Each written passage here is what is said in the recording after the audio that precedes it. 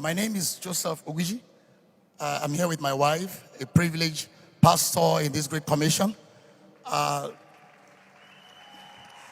Before this child came, we had our last baby 2012.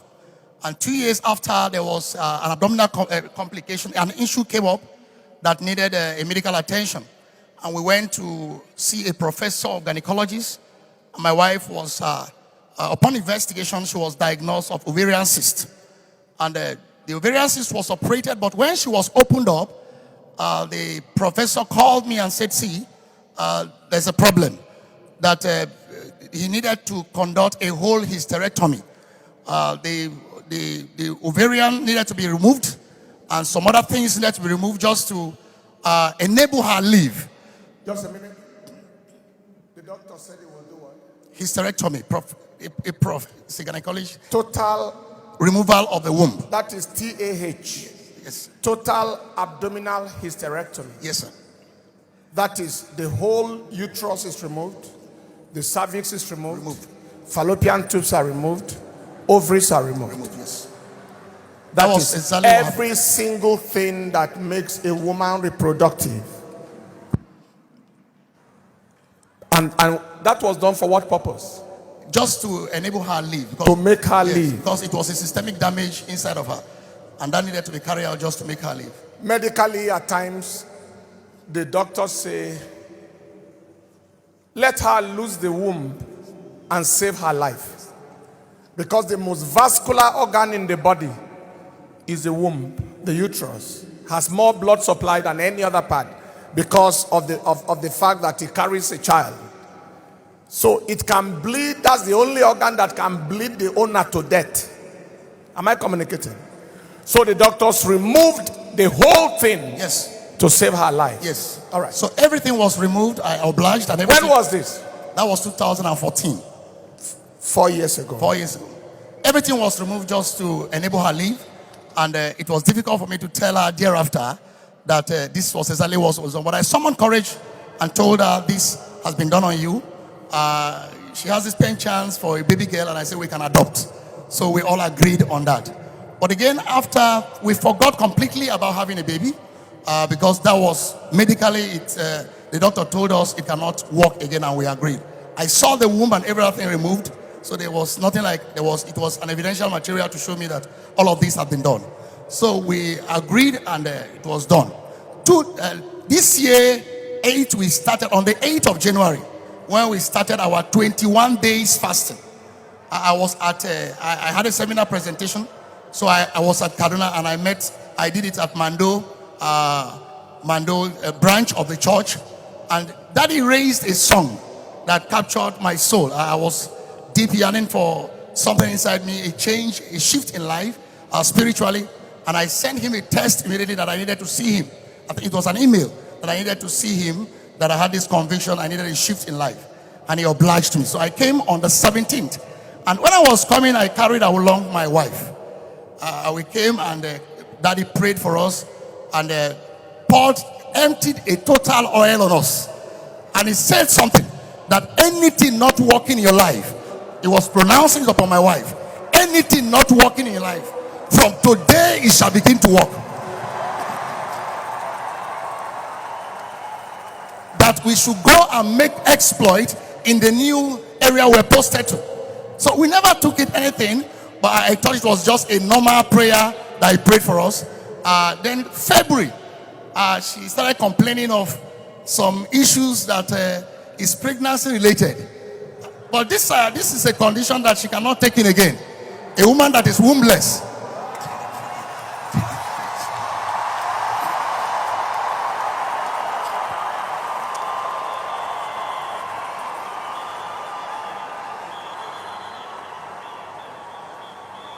I was afraid. I thought it was other challenge, so I had to put a call to the father and to some of our. You called the father? Yes. Call the father and some of the elder sister to alert them that she's complaining of something now. And again, they just said, okay, let's watch. So it became an issue and a burden to me. But 2 months again, the issue progresses, and it was becoming like a semblance of a baby in her womb.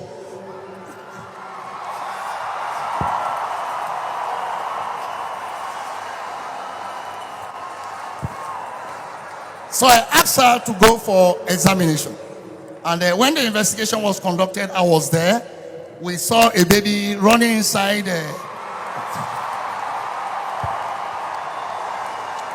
Inside where? Inside where? I told the doctor the medical history. So the doctor said, because my NHIS is there, he said, no, we are not going to handle this on primary issues. It's not going to be a secondary, it's going to be a tertiary medical issue so that they can monitor her. And I said, no problem. And we all started that way. And 6 months, antenatal started. And all of a sudden, on the Wednesday of last month, on the 10th of last month, the doctor now called me a surgeon that he needed a team of other surgeons to handle this peculiar case. And should I avail them the opportunity to go ahead? I said, no, they should go ahead.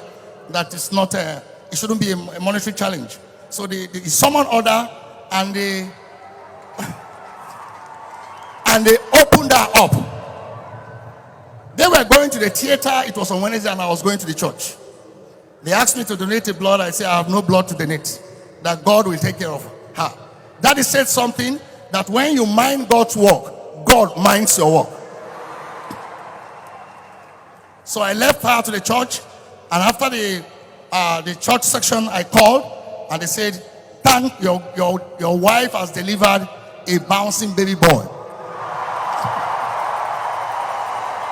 with a weight of 4.5." A weight of 4.5 kg. 1 kg above the upper limit. The upper limit is 3.5. It wasn't a womb they saw. They saw a pouch that is film-like in structure that housed the baby for the 9 months.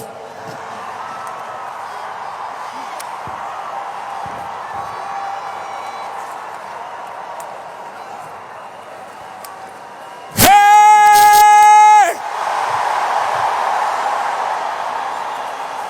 They saw a pouch-like enclosure that God specially created. There was no uterus, no cervix, no fallopian tubes, no ovaries. But God said, let me show the world.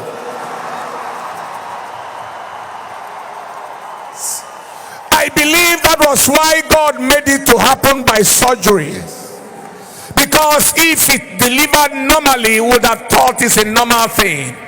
But God said, open up and see what I did.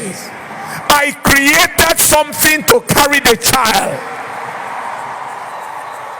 I could have given her a new womb, a new ovary, a new fallopian tube. Let me just create something. Let me do it differently. Will you lift up your two hands everywhere you are? Will you lift your voice and just worship God? What kind of God are we serving? What kind of God are we? Pray in the spirit, worship him.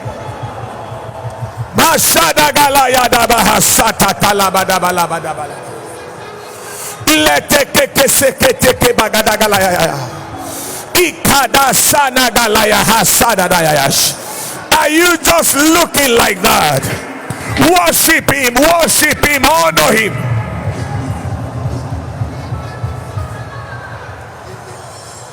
The junior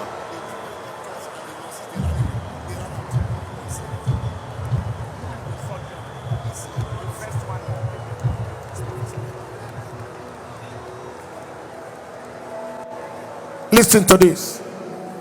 He just told me the name of the surgeon who did the total abdominal hysterectomy that removed the womb. He was my teacher in the university, a professor of surgery. He's a radical surgeon. That was the guy that can do like 10, 13, 14 operations in one day. Yes, he removed the whole thing.